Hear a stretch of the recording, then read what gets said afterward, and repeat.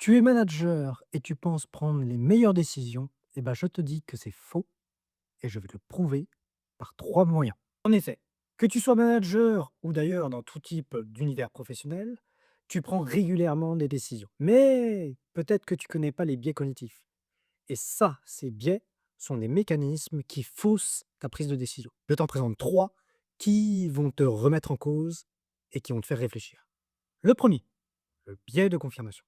Mon préféré. Je te donne une petite situation concrète qui va te parler. Disons que tu es dans une réunion et bah, que tu énonces une nouvelle, une décision que tu voudrais prendre. Et bah, je peux te parier que tu vas principalement écouter ceux qui confirment ton hypothèse ou vont dans ton sens.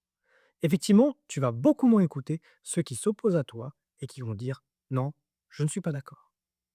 Et ça c'est le premier biais de confirmation. Alors si tu veux en sortir, car oui, on peut l'atténuer, eh ben, je t'invite à écouter beaucoup plus ceux qui s'opposent à toi. Tu verras, il y a parfois des très très bonnes idées. Deuxième biais, celui-là est intéressant. Tu l'as déjà testé, j'en suis sûr.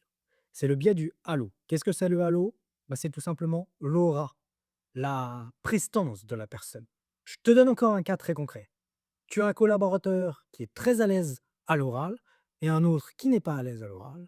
Et tu vas avoir beaucoup plus tendance à suivre la personne qui est à l'aise à l'oral que celle qui ne l'est pas. Et ça, malgré parfois que les résultats ne suivent pas dans ce sens-là.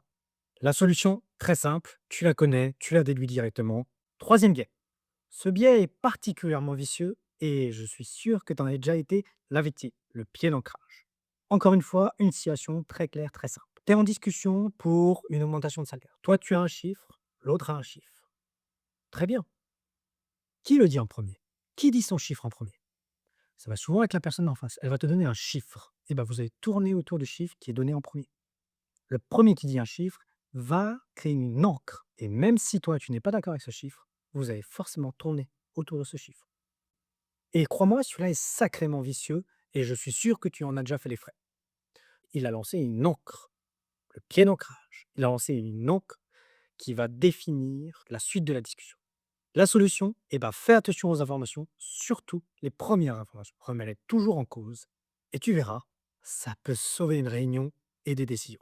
Tu veux une bonne nouvelle? Eh ben, déjà, en ayant vu cette vidéo, tu vas prendre conscience de ces biais. Et lors des prochaines réunions, tu vas voir, tu y penseras. Et là, tu commences à lutter contre les biais. Et ça, c'est top.